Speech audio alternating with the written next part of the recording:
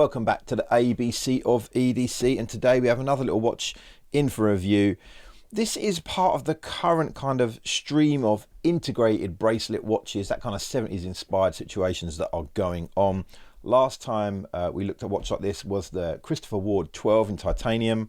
That was around £1,600. This is just over £100, and yeah, a totally different affair, but at the same time it's reaching for the same kind of audience, I guess, for a much more pocket-friendly budget. Anyway, just standard kind of Casio situation box. We'll just whip this out, and there's the watch itself. We'll just put that just aside just for one moment. What else was in the box? A little Casio tag letting you know this has actually got sapphire crystal, which is quite a good thing, really. Obviously, if you're buying a Seiko, you've got to spend thousands and thousands of pounds to get sapphire glasses. Instructions manual. They're really keen on the sapphire glass thing. There was another little label just on the strap, just letting you know this is sapphire, by the way.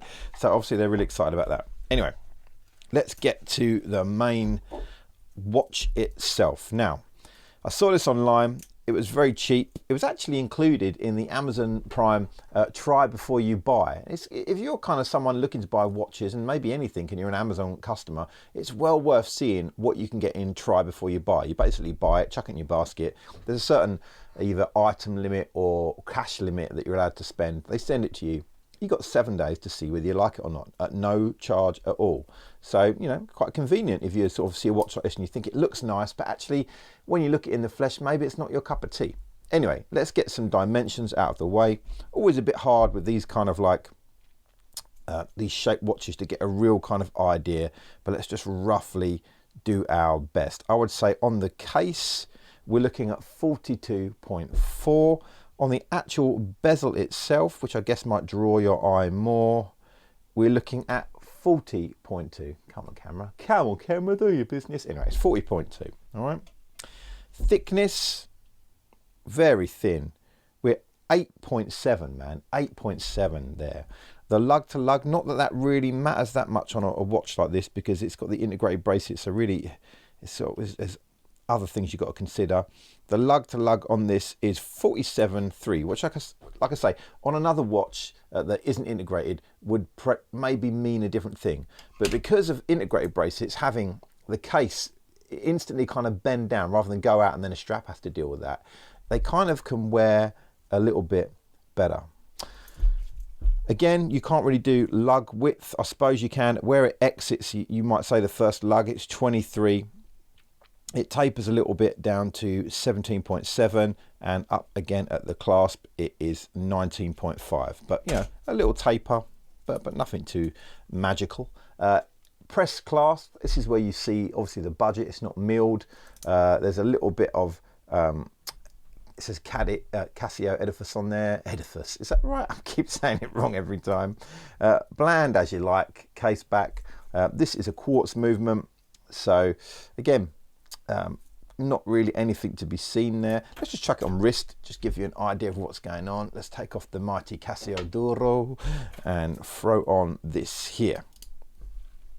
Now I have a 7.5 centimeter, was that 7.5 inch, 19 centimeter wrist. And for me, I took out a few links. Let me show you how many links I took out. I took out 3 links. So I took out 3 links and it got to here. So it was really large. When I got it, I was like, it was hanging about and blowing in the wind like you wouldn't believe.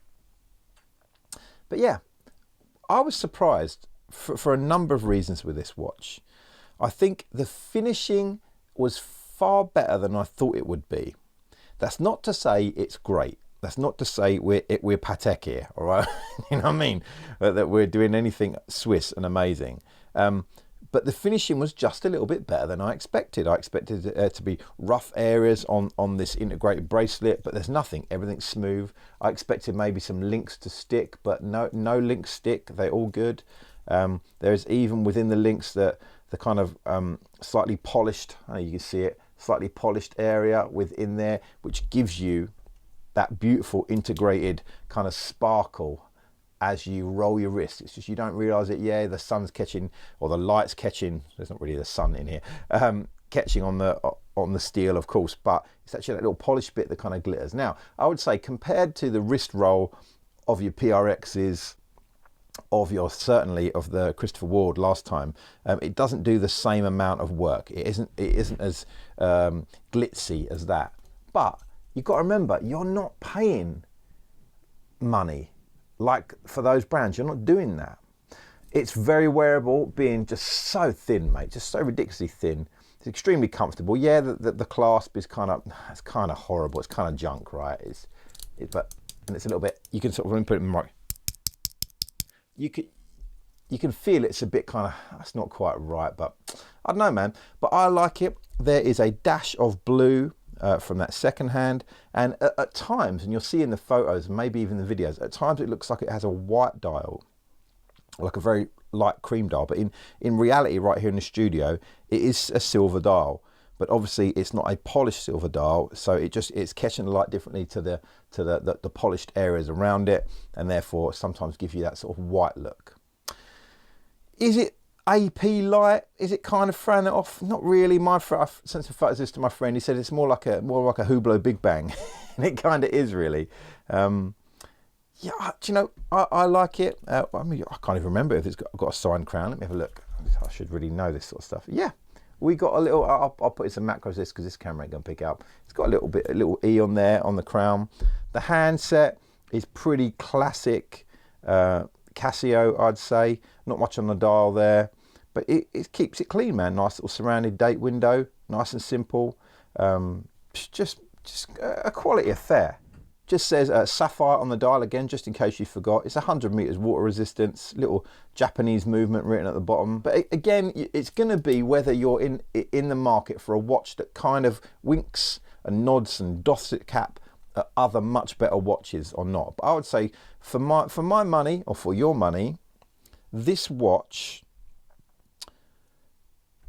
pretty much a bargain. If you want the look, but you're not bothered about having that mark, you're not bothered about having the PRX, you're not bothered about having the Christopher Ward 12, you're not bothered about that stuff, and you just want the integrated 70s kind of you know, Genta kind of esque kind of vibes. Do you know, this ain't bad, man. And the thing you can say about this watch is, you know, it's going to last. It's a Casio, mate. You know this thing's going to last forever and a day, man. Forever and a day. So what is the price of this watch? This is £120. £120. So what are the pros and cons of this watch? First pro, price, £120, ridiculous.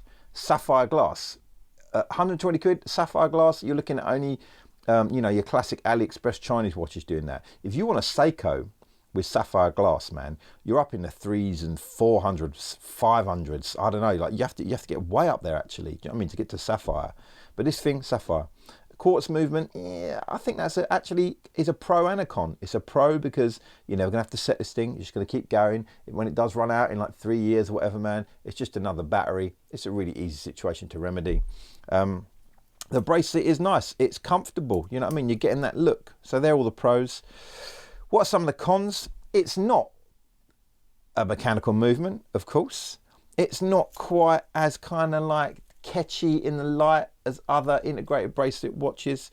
I would say proportionally, it is a little off. It does feel just a tad, I don't know, man. It just feels a tad chunky. I don't know what it is. It's something to do with the width here, which, you know, even though the watch is not that large, the crown to there, you're looking at 46, you know, 46 there. It feels quite, I don't know, man. It feels quite a big watch.